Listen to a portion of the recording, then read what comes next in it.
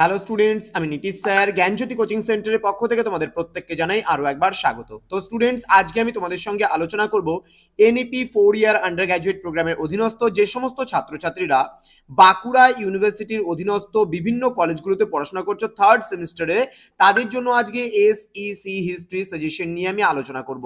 2024-25 সালের যে সমস্ত শিক্ষার্থীরা পরীক্ষা দেবে তাদের জন্য কিন্তু আজকের এই সাজেশনটি। ক্লাসটি শুরু করার পূর্বে তোমাদেরকে বলে রাখি, এই সাজেশনটা কিন্তু আমরা দুটো পার্টে দেব। 10 এবং 5-এর জন্য একটা পার্ট এবং পরবর্তীতে 2-এর জন্য আরেকটা পার্টের সাজেশন আমরা দেব।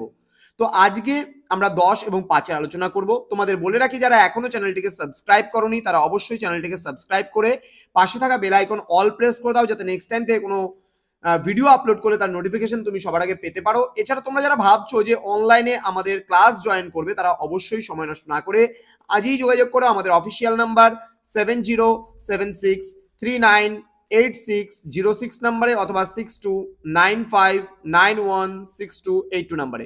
তোমাদের টোটাল কোর্স ফি দাঁড়াচ্ছে শুধুমাত্র 699 টাকা, পুরো প্যাকেজিং 6টা সাবজেক্টের। যদি কেউ একটা সাবজেক্টের ইন্ডিভিজুয়ালি নোটস নিতে চাও সেক্ষেত্রে 199 পড়ছে। দুটো সাবজেক্ট যদি কেউ নিতে চাও তাহলে 299 দিতে হচ্ছে। তিনটে সাবজেক্ট যদি কেউ চাও 399। এইভাবে করে কিন্তু আমাদের কোর্স ফিটা নেওয়া হয়। চলো জেনে নেই প্রথমত 10 নম্বরে কি কি প্রশ্ন আমাদের এবার পড়তে হচ্ছে। প্রথম প্রশ্ন, ভারতের সংগ্রহশালার উৎপত্তি ও বিকাশ সম্পর্কে আলোচনা করো। নেক্সট, কোন সংগ্রহশালা বা মহাপেজখানার ভ্রমণ ও দর্শন সংক্রান্ত বিষয়ে তোমার অভিজ্ঞতার কথা লেখো। নেক্সট, ভারতে মহাপেজখানার উন্নতির ইতিহাস সম্পর্কে আলোচনা করো। নেক্সট রয়েছে ভারতে মহাপেজখানার উপাদান সংগ্রহের পদ্ধতিগুলি সম্পর্কে আলোচনা করো। নেক্সট, লেখাগার বলতে কি বোঝো, লেখাগারের শ্রেণীবিভাগ করো।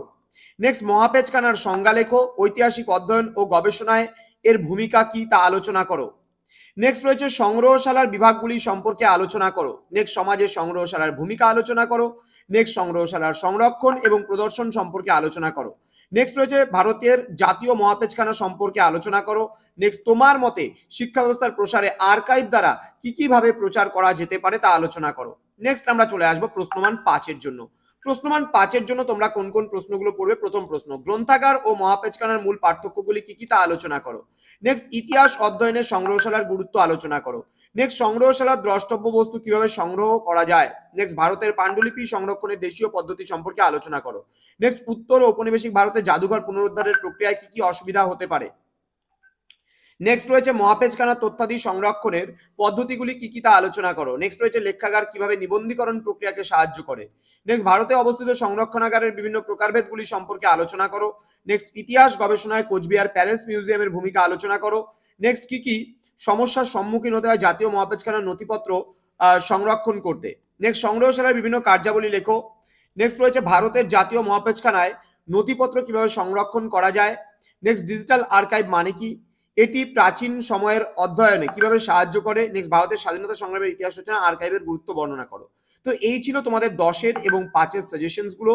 আমরা আগামীকালকেই নিয়ে আসবো তোমাদের জন্য 2 মার্কসের যে সাজেশন গুলো থাকবে সেগুলো নিয়ে। তো স্টুডেন্টস, জ্ঞানজ্যোতি কোচিং সেন্টার অফিসিয়াল ইউটিউব চ্যানেলটি যারা সাবস্ক্রাইব করেনি তারা অবশ্যই চ্যানেলটিকে সাবস্ক্রাইব করে আমাদের সঙ্গে থাকো। তোমাদের উজ্জ্বল ভবিষ্যৎ গড়ে তুলবো আমরা, এটাই কিন্তু আমাদের প্রতিশ্রুতি। দেখা হচ্ছে খুব তাড়াতাড়ি নতুন আরেকটা ভিডিও নিয়ে। তোমরা প্রত্যেকে ভালো থেকো, সুস্থ থেকো। Thank you so much. Thanks for watching. After all, thank you.